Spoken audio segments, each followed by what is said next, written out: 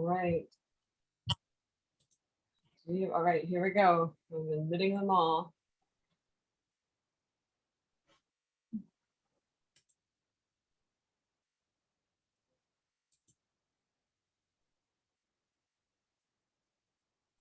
Hello, everyone, and welcome. Please feel free to turn on your cameras if you are comfortable with that. It's always nice to see all your wonderful faces. Although we're getting close to getting to see you in person. Woohoo! Hello. See a couple of people waving. Hello. We'll give a few seconds for everyone to finish logging in, and then we will get right into fixing brioche. Woohoo! Which Yay! always promises to be good times. So we've still got a few more trying to join in here. All right, so we'll give them a couple of seconds and then we will be on our merry brioche way.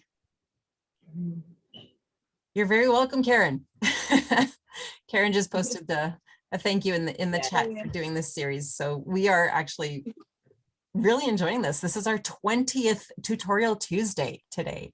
So our 20th Tutorial Tuesday, woo! And they are all available on YouTube should you need to see anything again. So if ever you need to see, you can go for it. All right, so we're going to jump right into fixing brioche since everyone seems to be in there. And for anyone looking at the chat or who can access the chat, Roxanne, who is with us tonight, although behind the scenes, just posted a link to the YouTube channel with all of our tutorials. So in case anyone doesn't know, my name is Anik and I'm a Zen representative up here in Canada. I would say the Great White North, but it's neither white nor very cold right now. So there we go. So also with us tonight is Suzanne Nielsen, who is a rep. Well, she was on the West Coast. Now she's a little bit more south. Yes. But we'll see. Hi, everyone. Hey. So without further ado, oh, and behind the scenes, Roxanne, who she might stick her hand out and say, just kind of wave and say hi. Roxanne, who is the head honcho here at Zen. She is everything creative, the creative brain behind everything. So there we go. All right, so without further ado, let's jump right into our fixes. And we are going to start with a first fix, or actually just a first kind of technique, just so you can see it done once. I don't know if anyone can see this. I actually accidentally, on purpose, missed a yarn over. So, oh no. And I happen to be very, very lucky while knitting this that I spotted this right away. So we're going to go and we're actually going to rip this out one stitch at a time. So I'm going to start with my edge stitch. Now, ripping brioche is very similar to ripping regular knitting. The trick is to follow the yarn. It's knitting. Follow the yarn. It's like follow the yellow brick road, follow your piece of yarn. Ooh, that was bad. All right, so follow the yarn. Where is my yarn? There it is. So I'm going to actually poke them from front to back so that they are oriented correctly. You'll see what I mean. So I'm going to poke from front to back, off, and rip it out. Now, the next one was one of my slip stitches. So I'm just going to not do anything. I'm not going to drop it. Nope, no dropping. I'm simply going to slip it back, tip to tip. Because you can tell that the yarn did not go through that stitch. Exactly. Right? The yarn, we'll see it again. The yarn didn't go through that stitch, so it was just one of the ones that I slipped on the previous row. So this one did get knit. So it was a bark. So I'm going to again follow the yellow brick road and poke right in there. So it's important when you're ripping brioche to make sure when you do need to pick something up that you're getting both the yarn over and the stitch. So I'm going to stretch this out here so you can really see the stitch and its corresponding yarn over. So I want to pick both of those up. Fortunately, my yellow brick road goes through both. So if I am following my yellow brick road, which is my yarn, I should be able to pick both of those up. Lickety split and done. So I've got my stitch and my yarn over. Now, when that came out, I don't know if you saw that, the yarn just popped right to the other side of this stitch because this stitch was one of the slipped ones. So again, if I'm following my yellow brick road, I have nothing here to pick up. So all I do is slip it. Once again, follow the yarn. Now here it is in front. I'm just going to place it to where it's clear. Following my yellow brick road right into the next stitch. So as we go along, you'll see once I pull on the yellow brick road, we're going to call it the yellow brick road tonight. And Suzanne even has some yellow yarn, so there we go. Yeah. So when I pull on it, you'll see the yarn over just pops right off. So again, this was a slip stitch. So if it was a slip stitch on the previous row, I'm going to slip it as I rip it. Slip it as you rip it. There you go. All right, so one last time, because I've got 3 stitches here. And oh, wait, I'm supposed to have a yarn over somewhere in there because it's always yarn over and a non-yarn over. And oh, so here was where I made my little mistake, accidentally on purpose. So follow the yellow brick road one last time, pop it out, and there it was. There was my mistake. So I make sure everything before it was okay. Yes. So I am now in position. I've got my last bark here, or I did my last bark. And I'm ready to correct the mistake with the missing yarn over and continue on my merry way. So that was what it looks like when it is ripped.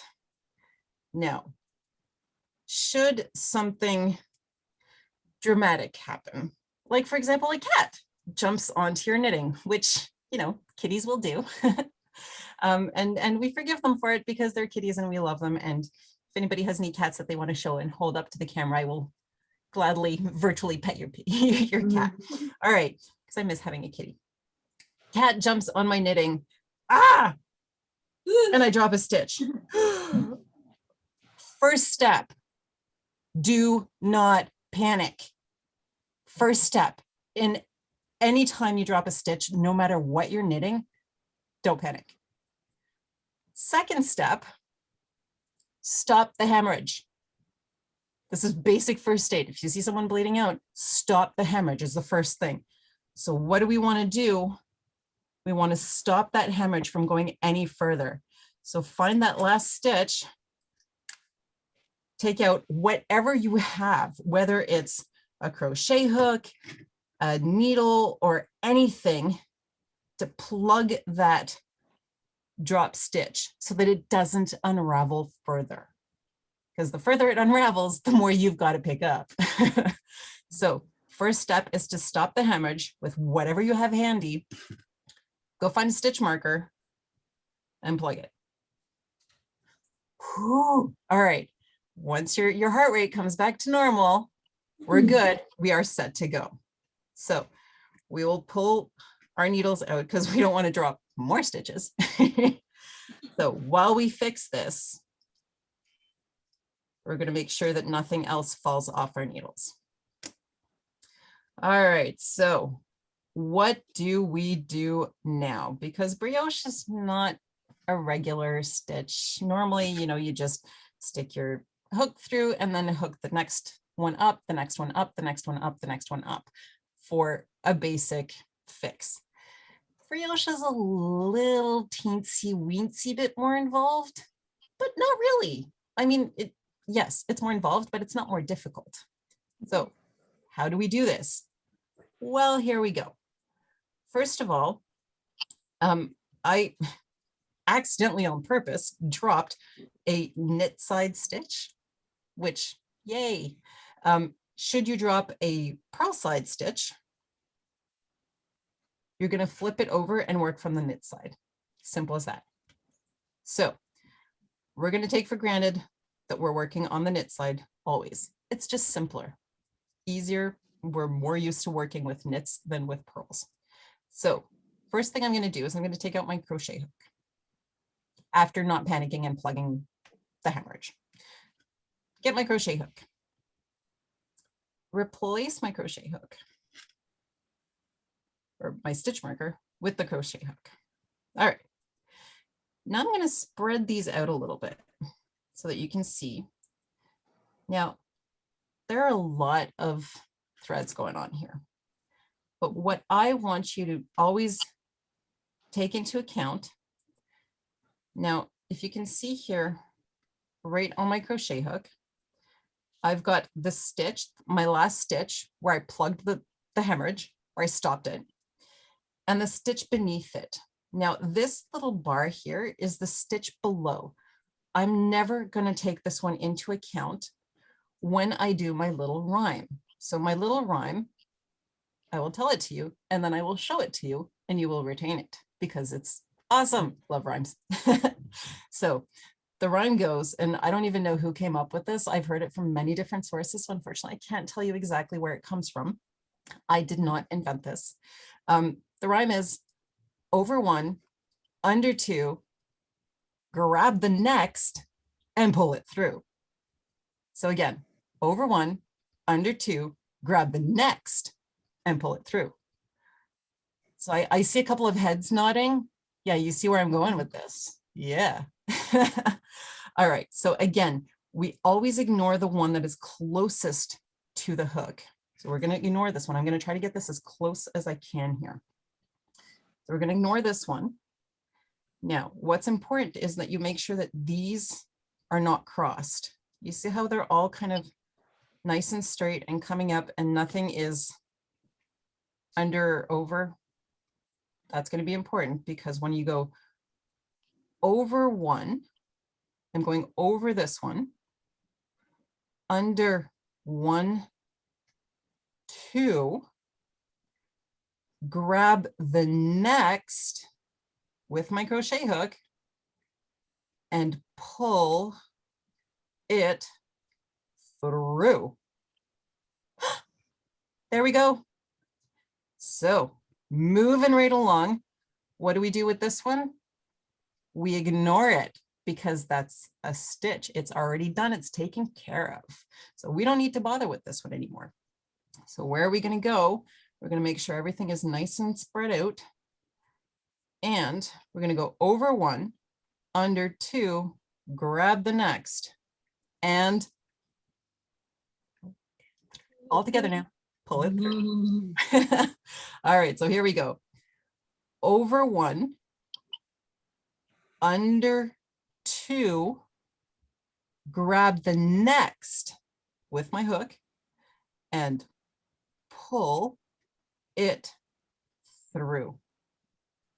Ta-da! So we keep going. Again, what do we do with this one? We ignore it. So over one, under two, look at that. Grab the next and pull it through. All right. Now, oh, hold on a second. I don't have enough to complete my rhyme. What do I do? No panicking. We're just where we're supposed to be. So over one, under two. Oh, so what does that mean? If I can't complete my rhyme, it means this is my stitch and my yarn over. So what am I going to do when I get there? When I can't complete my rhyme anymore, because I can only go over one, under one. that's not my rhyme. That must mean I have reached the end of my fix. What do I do with my stitch and my yarn over? I'm going to come from the handle side, pick both of them up and stick them onto my needle. Ta-da! Ta-da! So there we go. We are ready to continue on our merry way. And here we have our brioche fix. It is invisible. So as long as you always remember over 1, under 2, grab the next and pull it through. Pull it through. You should be going under 3 strands. So it feels really weird, right? It feels weird, but it feels very weird to do this kind of fix. Yarn over, yeah. It definitely feels weird, and it's something you kind of need to blindly trust, and you may not get it the first time. That's okay, because you'll get it the next time or the one after. Exactly. So if at first you don't succeed, try and try again, which is basically a motto in brioche. And we've all been there. We've all learned it. We've all made many, many mistakes. So that was picking up. Now remember that this is recorded. I'm just gonna switch back here. So remember that this is recorded. So you're gonna be able to look at that many, many, many times over. So, but you guys all have your over 1, under 2, grab the next and pull it through. You'll never forget it. So that was basically a dropped stitch. Now, what happens if you miss an increase 10 rows back? Unfortunately, in brioche, adding an increase, there, I mean, technically, yes. In reality, it's not going to be pretty. It's going to be too tight. It's going to be too smooshed together. And remember that if you forgot an increase, because you saw increases last week, I do believe, it's not just 1 stitch that you're adding. You're having to add 3. Yeah, 1 becomes 3. Right. So it's gonna scrunch in a lot. So unfortunately, if you do forget an increase, you're gonna need to rip. You're gonna need to rip back. You can either rip back 1 stitch at a time if you want to take your time and do it correctly and you're not feeling overly confident, and that is absolutely fine. However, you can also, if you didn't think ahead and plan lifelines, add in a lifeline before you start ripping. So I'm just going to finish this little row while Suzanne. Yes, we have something fun for this week. Here, I'm gonna switch over to me. And so this week is our 20th session of these Tutorial Tuesdays. So we've been giving you guys discount codes. But this week, instead of discount codes, we are going to give 2 $20 gift certificates to random people. So keep your ear out for that. Do you want to do the first one, Nick, or should I do one now and then we'll do another one at the end? You can do one now and I'll do one at the end. For it. Okay. Robin Sanderson, you are the first winner of the $20 gift certificate. So yay. So thanks for joining us. You can just send your email address in the chat to Zen Yarn Garden, and then we will get you your $20 gift certificate.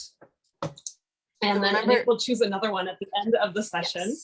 Yes. And so remember, Robin, that you want to send your email to Zen Yarn Garden in the chat, unless you want a whole bunch of new friends.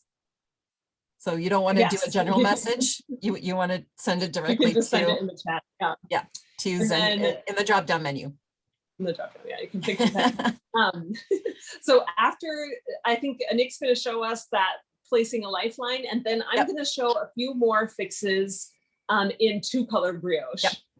So we might be running a little bit over here, but I'll get back to Nick so she can finish up with her lifeline. I will speak faster. Okay, are you ready? Here we go. Lifeline, and then I'm gonna do the 2-color brioche. Perfect. All right. So lifelines. For anyone not familiar with the concept, a lifeline is basically a line that you put into your knitting so that should the unthinkable happen and you need to rip back, you can simply take your needle out and you've got something holding those stitches. So you can just rip back without actually having to think, without having to go one stitch at a time. And it'll stop automatically when you reach your lifeline, and then you just pick up your stitches. Awesome. All right. So brioche, again, is a little bit more involved than a regular lifeline if you didn't plan ahead for it.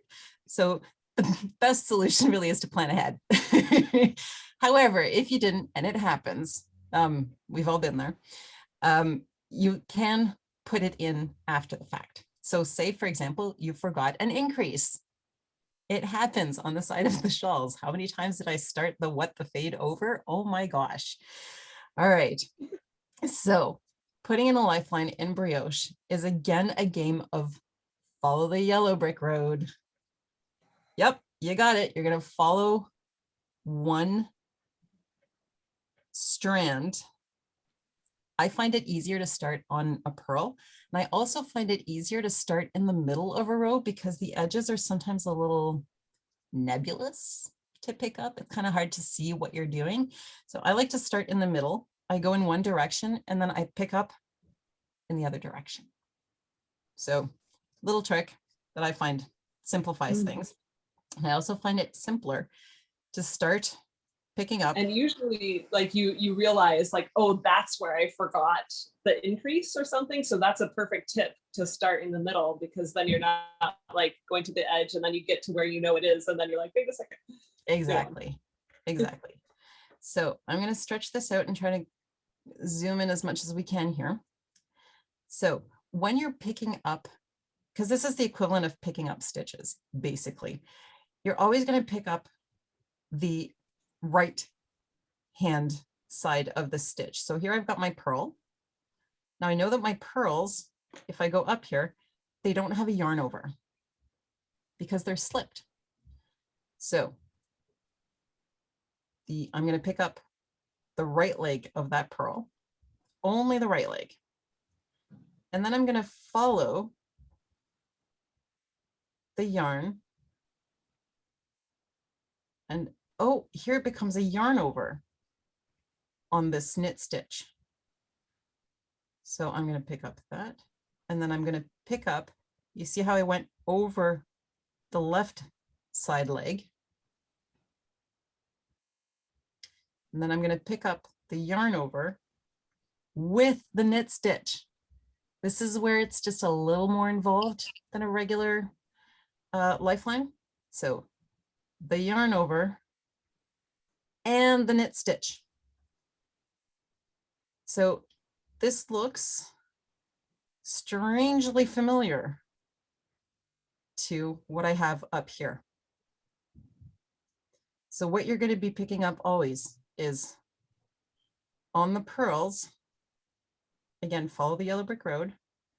The yarn over becomes then the next purl over, right side of the purl, as opposed to the dark side of the moon. Oh, God, I'm bad tonight. So right side of the purl, follow the yellow brick road. Here it goes into the yarn over with the knit stitch.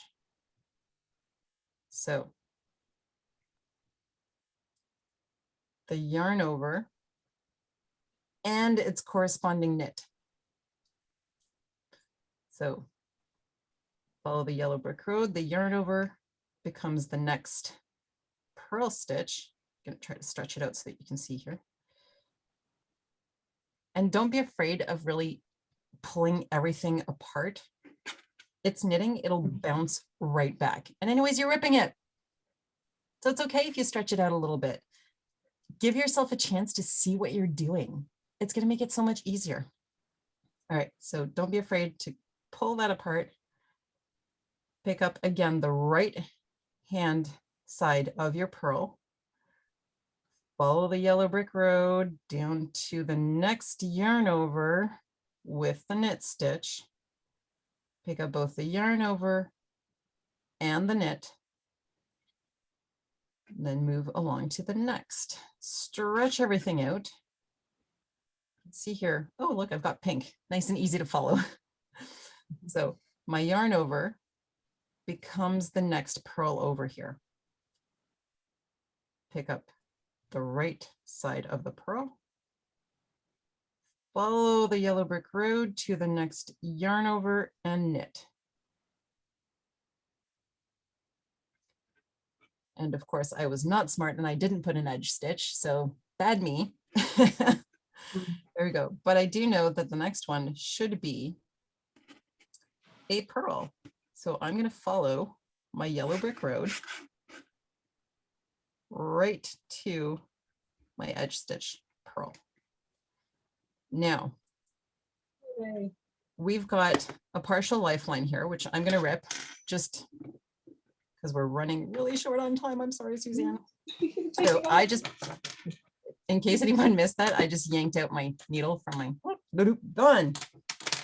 So remember that I only have half of a lifeline inserted here, so it's going to look a little wonky when I get to the other side. But here we go. Happily ripping along. And, oh, look at that. They're all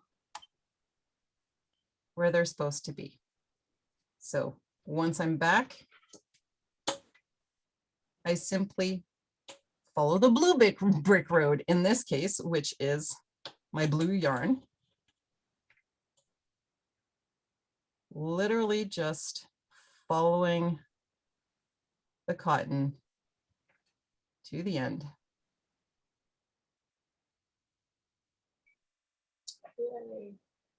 And there you go.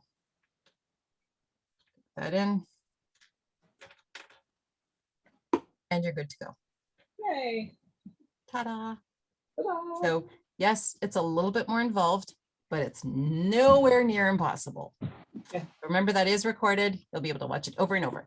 Suzanne, and I do All right, I'm going to apologize, switch over to two color brioche here to look a little bit at some things.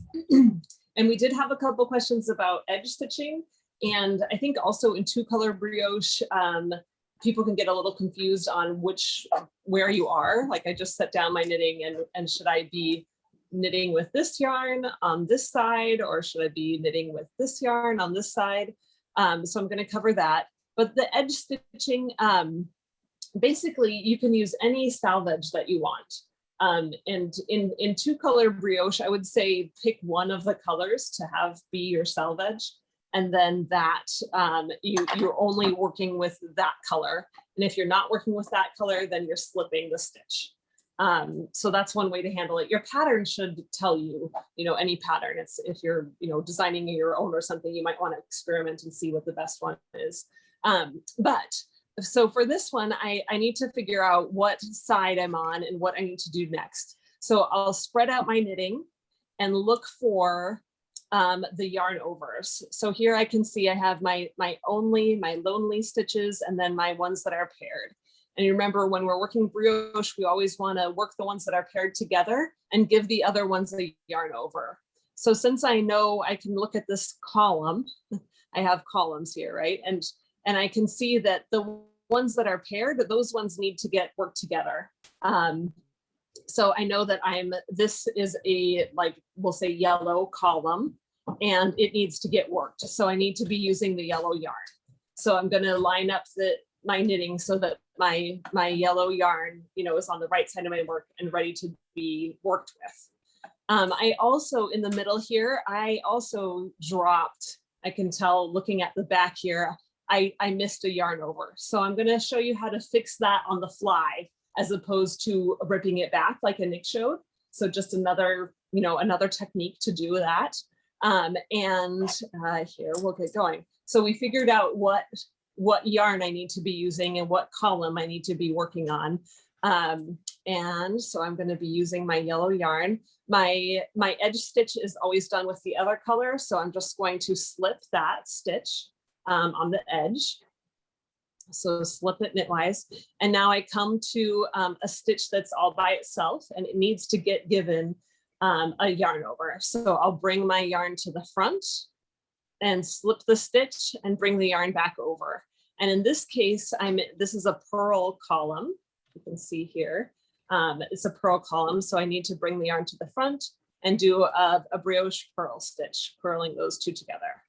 All right, so now I'm gonna slip one yarn over, brioche purl, and I'm working along merrily along until in a few I'm going to notice that my yarn over is missing. But for now I'm just working on, okay, so now I get to this stitch and I say, something is weird here because I should have a brioche purl stitch, but all I have is this lonely stitch by itself.